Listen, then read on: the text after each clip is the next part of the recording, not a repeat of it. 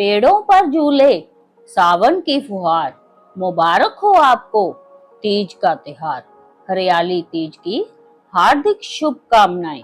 नमस्कार प्रिय भक्तों, आज की इस विशेष वीडियो में हम श्रवण करेंगे हरियाली तीज व्रत कथा। सावन मास के शुक्ल पक्ष की तृतीया तिथि को महिलाएं शिव पार्वती का विशेष पूजन करती है। उसे हरियाली तीज कहा जाता है। देश के बड़े भाग में यही पूजन आषाढ़ तृतीया को मनाया जाता है। उसे हरताल का तीज कहते हैं। दोनों में पूजन एक जैसा होता है, अतः कथा भी एक जैसी है। श्रावण मास के शुक्ल पक्ष की तृतीया को श्रावणी तीज कहते हैं, परंतु ज्यादातर लोग इसे हरियाली तीज के नाम से जानते हैं। यह त्योहार मुख्य रूप से उत्तर भारत में मनाया जाता है।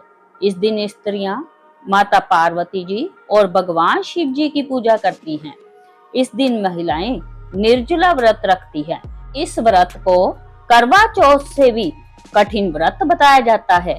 इस दिन महिलाएं पूरा दिन बिना भोजन जल के दिन व्यतीत करती हैं तथा दूसरे दिन सुबह स्नान और पूजा के बाद व्रत पूरा करके भोजन ग्रहण करती है।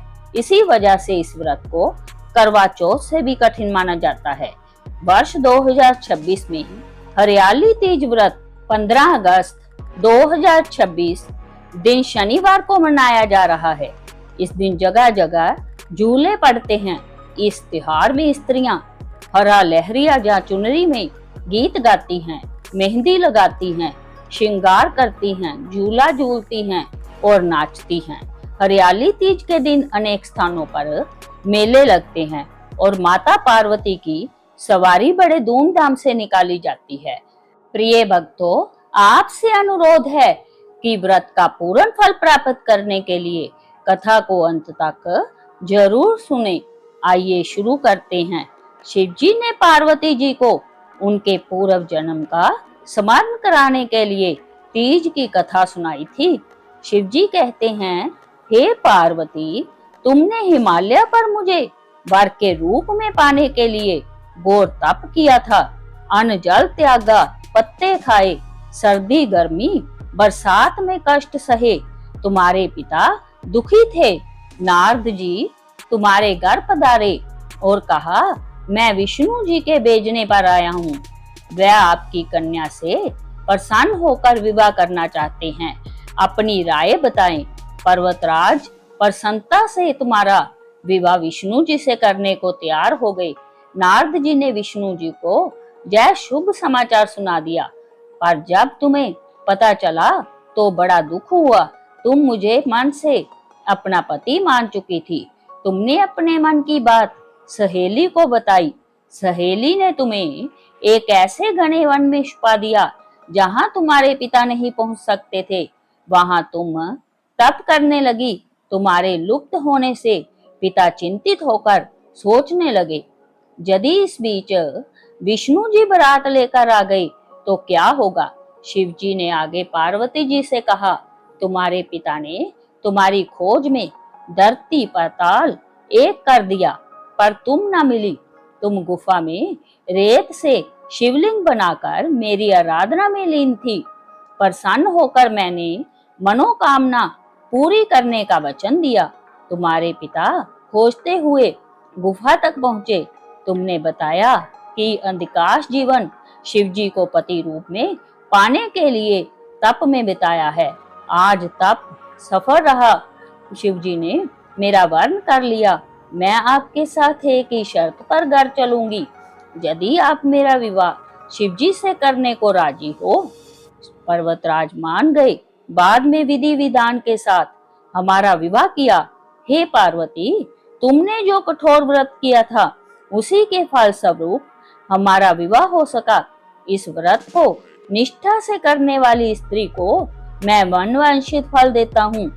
इसलिए इस दिन यदि कोई भी स्त्री पति सुख की कामना का व्रत रखेगी तो उसकी मनोकामना अवश्य पूरी होगी। तभी से हिंदू धर्म में हरियाली तीज के व्रत का विशेष महत्व माना जाता है।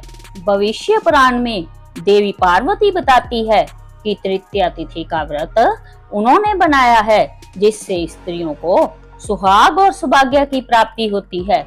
सावन महीने में तृतीया तिथि को 100 वर्ष की तपस्या के बाद देवी पार्वती ने भगवान शिव को पति रूप में पाने का वरदान प्राप्त किया था। प्रेम से बोलिए शिव शंकर भगवान की जय, माता पार्वती की जय। हरियाली तीज के दिन सुबह स्नान करके साफ कपड़े पहने और पूजा स्थल की अच्छी तरह सफाई करें। इसके बाद भगवान शिव और माता पार्वती की पूजा की तैयारी करें। धार्मिक परंपरा के अनुसार मिट्टी में गंगा जल मिलाकर शिवलिंग, भगवान गणेश और माता पार्वती की प्रतिमा बनाएं। इसके बाद सुहाग की सामग्री जैसे सिंदूर, चूड़ी, बिंदी, मेहंदी और वस्त्र आदि एक थाली में रखकर माता पार्वती को अर्पित करें। इसके बाद भगवान शिव को वस्त्र अर्पित करें और गणेश जी सहित सभी देवी देवताओं का विधिवत पूजन करें। पूजा में धूप, दीप, फल, फूल और नैवेद्य अर्पित करें। अंत में हरियाली तीज व्रत कथा पढ़े जा सुने। तो जय थी हरियाली तीज की व्रत कथा और पूजा विधि। उम्मीद है आज की जय कथा आपको पसंद आई होगी। कथा पसंद आए तो लाइक करें, शेयर करें, हाइप करें और कमेंट बॉक्स में हर हर महादेव जरूर लिखें। मिलते हैं अगली वीडियो में, तब तक के लिए हर हर महादेव।